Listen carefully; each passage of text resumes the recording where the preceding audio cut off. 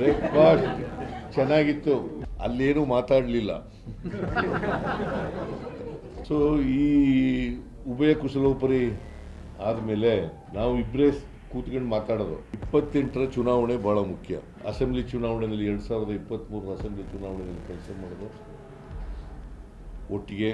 ಅದೇ ರೀತಿಯಲ್ಲಿ ಮುಂದೆನೂ ಕೂಡ ಒಟ್ಟಿಗೆ ಹೋಗ್ತಕ್ಕಂಥದ್ದನ್ನು ತೀರ್ಮಾನ ಮಾಡಿದ್ದೀವಿ. ನಮ್ಮಲ್ಲಿ ಯಾವುದೇ ಡಿಫ್ರೆನ್ಸಸ್ ಇಲ್ಲ, ಮುಂದೇನೂ ಡಿಫ್ರೆನ್ಸಸ್ ಇರಲ್ಲ. ಏನು ಮುಖ್ಯಮಂತ್ರಿಗಳು ಈಗಾಗಲೇ ತಮಗೆ ಸಂದೇಶವನ್ನು ಕೊಟ್ಟಿದ್ದಾರೆ, ಆ ಸಂದೇಶಕ್ಕೆ, ಆ ಮಾತಿಗೆ ನಾನು ಕೂಡ ಸಹಮತವನ್ನು ವ್ಯಕ್ತಪಡಿಸ್ತಾ ಇದ್ದೀನಿ. ಕಾಂಗ್ರೆಸ್ ಹೈಕಮಾಂಡ್ ಸೂಚನೆ ಮೇರೆಗೆ ಇಂದು ಮುಖ್ಯಮಂತ್ರಿಗಳ ನಿವಾಸ ಕಾವೇರಿಯಲ್ಲಿ ಸಿದ್ದರಾಮಯ್ಯ ಹಾಗೆ ಡಿಕೆ ಶಿವಕುಮಾರ್ ಅವರು ಬ್ರೇಕ್ಫಾಸ್ಟ್ ಮೀಟಿಂಗ್ ಅನ್ನ ಮಾಡಿದ್ರು. ಇದಾದ ಮೇಲೆ ಸುದ್ದಿಗೋಷ್ಠಿಯಲ್ಲೂ ಕೂಡ ಭಾಗಿಯಾಗಿದ್ರು. ಬ್ರೇಕ್ಫಾಸ್ಟ್ ಚೆನ್ನಾಗಿತ್ತು. ಡಿಕೆ ಶಿವಕುಮಾರ್ ಅವರು ನಮ್ಮ ಮನೆಗೆ ಬಂದಿದ್ರು, ಒಟ್ಟಿಗೆ ಬ್ರೇಕ್ಫಾಸ್ಟ್ ಮಾಡಿದೀವಿ. ಹೈಕಮಾಂಡ್ ಮೊನ್ನೆ ಪೊನ್ನಣ್ಣ ಅವರಿಗೆ ಕರೆ ಮಾಡಿದ್ರು, ಡಿಕೆ ಶಿವಕುಮಾರ್ ಅವರನ್ನ ಬ್ರೇಕ್ಫಾಸ್ಟ್ಗೆ ಕರೀರಿ ಅಂತ ಹೇಳಿದ್ರು. ಡಿಕೆ ಶಿವಕುಮಾರ್ ಅವರು ನಮ್ಮ ಮನೆಗೆ ಬ್ರೇಕ್ಫಾಸ್ಟ್ಗೆ ಬಂದಿದ್ರು. ಇನ್ನೊಂದಿನ ನಿಮ್ಮ ಮನೆಗೆ ಊಟಕ್ಕೆ ಬರ್ತೀನಿ ಅಂತ ಹೇಳಿದೀನಿ ಅಂತ ಹೇಳಿದ್ರು. ಇವತ್ತು ನಾವು ಮೀಟಿಂಗ್ ಮಾಡಿರೋ ಉದ್ದೇಶ ಏನಂತಂದ್ರೆ, ಕೆಲವು ಗೊಂದಲ ನಿರ್ಮಾಣವಾಗಿದ್ವು. 1 ತಿಂಗಳಿಂದ ಈ ಗೊಂದಲ ಶುರುವಾಗಿದೆ. ಸೊ ಇಬ್ರು ಮಾತಾಡಿದೀವಿ. ನಮ್ಮ ಉದ್ದೇಶ 2028ರ ಎಲೆಕ್ಷನ್, 2023ರ ವಿಧಾನಸಭಾ ಚುನಾವಣೆಗೆ ಹೇಗೆ ನಾವಿಬ್ರು ಚರ್ಚೆ ಮಾಡಿದ್ವಿ, ಹಾಗೆ 2028ರ ವಿಧಾನಸಭಾ ಚುನಾವಣೆಯಲ್ಲೂ ಕೂಡ ಒಟ್ಟಿಗೆ ಕೆಲಸ ಮಾಡ್ತೀವಿ, ಒಟ್ಟಿಗೆ ಹೋಗ್ತೀವಿ. ನಮ್ಮಿಬ್ಬರ ನಡುವೆ ಯಾವುದೇ ಭಿನ್ನಾಭಿಪ್ರಾಯ ಇಲ್ಲ. ಡಿಸೆಂಬರ್ 8ರಿಂದ ಬೆಳಗಾವಿಯಲ್ಲಿ ಚಳಿಗಾಲದ ಅಧಿವೇಶನ ಶುರುವಾಗುತ್ತೆ. ವಿರೋಧ ಪಕ್ಷದವರನ್ನ ಸಮರ್ಥವಾಗಿ ನಾವು ಎದುರಿಸ್ತೀವಿ. ಸುಳ್ಳು ಅಪಪ್ರಚಾರಗಳನ್ನ, ಆರೋಪಗಳನ್ನ ಮಾಡೋದು ಬಿಜೆಪಿಯ ಚಾಳಿ. ಹೀಗಾಗಿ ಅವರನ್ನ ಸಮರ್ಥವಾಗಿ ನಾವಿಬ್ರು ಎದುರಿಸ್ತೀವಿ ಅಂತ ಹೇಳಿದ್ದಾರೆ. ಹೈಕಮಾಂಡ್ ಏನ್ ಹೇಳುತ್ತೋ ಅದನ್ನ ನಾವಿಬ್ರು ಕೇಳ್ತೀವಿ. ಈಗ ಇರೋ ಗೊಂದಲಗಳನ್ನ ಬಗೆಹರಿಸುವಂತೆ ಹೈಕಮಾಂಡ್ ಸೂಚನೆ ಕೊಟ್ಟಿತ್ತು. ಹೀಗಾಗಿ ನಾಳೆಯಿಂದ ಯಾವುದೇ ಗೊಂದಲ ಇರೋದಿಲ್ಲ. ಕೆಲವು ಶಾಸಕರು ಸಚಿವ ಸ್ಥಾನಕ್ಕಾಗಿ ದೆಹಲಿಗೆ ಹೋಗಿರ್ಬೋದು, ಕೆಲವರು ಬಂದು ನಮ್ಮ ಬಳಿಯೂ ಕೇಳಿದ್ದಾರೆ. ಆದ್ರೆ ಇದಕ್ಕೆಲ್ಲ ವಿಶೇಷವಾದ ಅರ್ಥ ಕಲ್ಪಿಸಬೇಕಾಗಿಲ್ಲ ಅಂತ. ಇದಾದ ಮೇಲೆ ಡಿಸಿಎಂ ಕೂಡ ಮಾತನಾಡಿದ್ರು. ಜನರಿಗೆ ಕೊಟ್ಟ ಮಾತಿನ ಹಾಗೆ ನಡೆದುಕೊಳ್ತೀವಿ. ಸಿದ್ದರಾಮಯ್ಯನವರ ನೇತೃತ್ವದಲ್ಲಿ ಸರ್ಕಾರ ರಚನೆಯಾಗಿದೆ.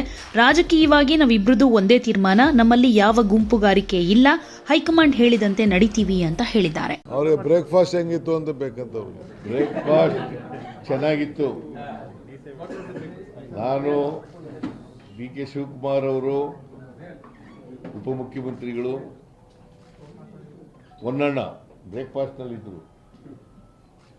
ನಾವು 3 ಜನನೂ ಕೂಡ ಬ್ರೇಕ್ಫಾಸ್ಟ್ನಲ್ಲಿ ಭಾಗಿಯಾಗಿದ್ದು. ಅಲ್ಲೇನೂ ಮಾತಾಡಲಿಲ್ಲ.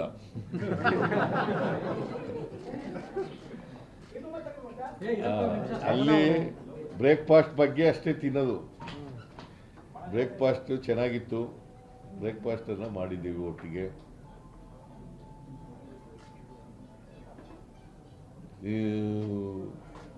ಡಿ ಕೆ ಶಿವಕುಮಾರ್ ಅವರು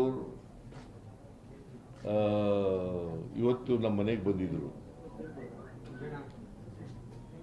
ಬ್ರೇಕ್ಫಾಸ್ಟನ್ನು ಒಟ್ಟಿಗೆ ಮಾಡಿದ್ದೀವಿ. ಯಾಕಂತಂದರೆ ಹೈಕಮಾಂಡ್ನವರು ವೇಣುಗೋಪಾಲ್ ಅವರು ಮೊನ್ನೆನೇ ಪೊನ್ನಣ್ಣನಿಗೆ ಫೋನ್ ಮಾಡಿದರು.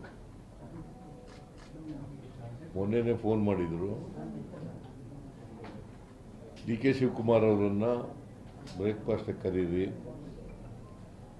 ಅಂತೇಳಿ ಫೋನ್ ಮಾಡಿದರು. ಆಮೇಲೆ ಡಿ ಕೆಗೂ ಕೂಡ ಫೋನ್ ಮಾಡಿದರು, ಡಿ ಕೆ ಶಿವಕುಮಾರ್ಗೂ ಕೂಡ ಫೋನ್ ಮಾಡಿದರು. As A matter of fact D K Shivakumar ನಮ್ಮನೆಗೆ ಬರ್ರಿ ಊಟಕ್ಕೆ ಅಂತ ಕರೆದರು. ನಮ್ಮನೆಗೆ ಊಟಕ್ಕೆ ಬರ್ರಿ ಅಂತ ಕರೆದರು. ಇಲ್ಲ, ನನಗೆ ಹೇಳಿದ್ದಾರೆ ಮುಂಚಿತವಾಗಿ ಬ್ರೇಕ್ಫಾಸ್ಟಿಗೆ ಕರೀರಿ ಅಂತ. ಅದರಿಂದ ನಾನು ಇಲ್ಲೇ ನಮ್ಮನೇಲೇ ಬ್ರೇಕ್ಫಾಸ್ಟ್ ಮಾಡೋದು ಅಂತ ಆಗಿದೆ. ಇನ್ನೊಂದು ದಿನ ಊಟಕ್ಕೆ ಬರೋಣ ಅಂತ ಹೇಳಿದೆ ನಾನು. ಅಲ್ಲೇನಪ್ಪ? ಹೌದು. ಇನ್ನೊಂದು ದಿನ ಊಟಕ್ಕೆ ಬರೋಣ, ನಿಮ್ಮ ಮನೆಗೆ ಬರ್ತೀನಿ ನಾನು. ಸೊ ಈ ಉಭಯ ಕುಶಲೋಪರಿ ಆದಮೇಲೆ ಭಾಳ ಮುಖ್ಯವಾಗಿ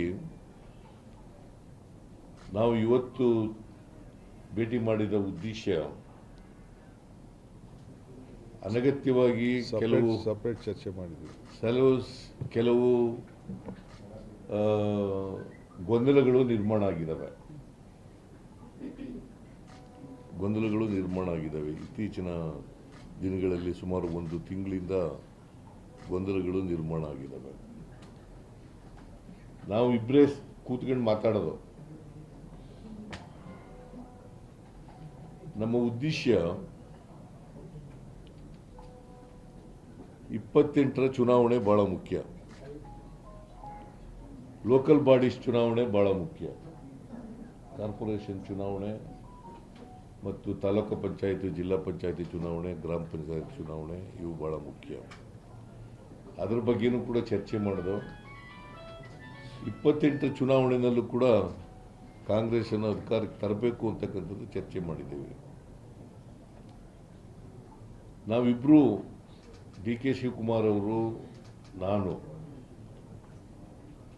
ಹೇಗೆ ಅಸೆಂಬ್ಲಿ ಚುನಾವಣೆಯಲ್ಲಿ 2023 ಅಸೆಂಬ್ಲಿ ಚುನಾವಣೆಯಲ್ಲಿ ಕೆಲಸ ಮಾಡಿದ್ರು ಒಟ್ಟಿಗೆ, ಅದೇ ರೀತಿಯಲ್ಲಿ ಮುಂದೆನೂ ಕೂಡ ಒಟ್ಟಿಗೆ ಹೋಗ್ತಕ್ಕಂಥದ್ದನ್ನು ತೀರ್ಮಾನ ಮಾಡಿದ್ದೀವಿ.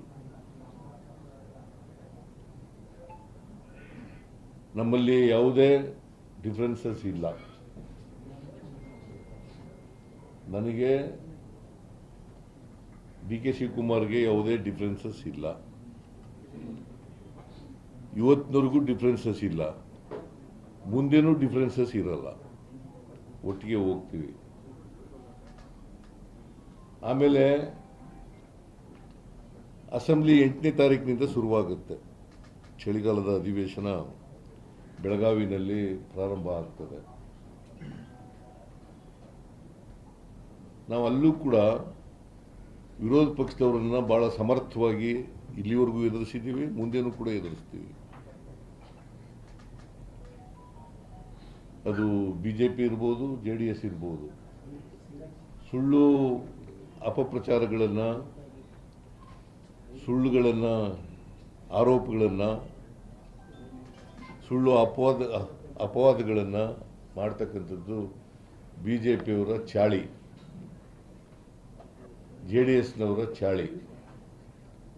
ಇವರಿಬ್ಬರನ್ನು ಕೂಡ ಭಾಳ ಸಮರ್ಥವಾಗಿ ನಮ್ಮ ಸರ್ಕಾರ ಎದುರಿಸ್ತದೆ. ನಾನು DCM ಇಬ್ಬರು ಕೂಡ, ಡಿ ಕೆ ಶಿವಕುಮಾರ್ ಇಬ್ಬರು ಕೂಡ ಇವರನ್ನು ಅಸೆಂಬ್ಲಿನಲ್ಲಿ ಭಾಳ ಸಮರ್ಥವಾಗಿ ಎದುರಿಸ್ತೇವೆ. ಅದಕ್ಕೆ ಬೇಕಾದಂಥ ಸ್ಟ್ರಾಟಜಿ ಏನು ಬೇಕು ಅದನ್ನು ಮಾಡಿದ್ದೀವಿ.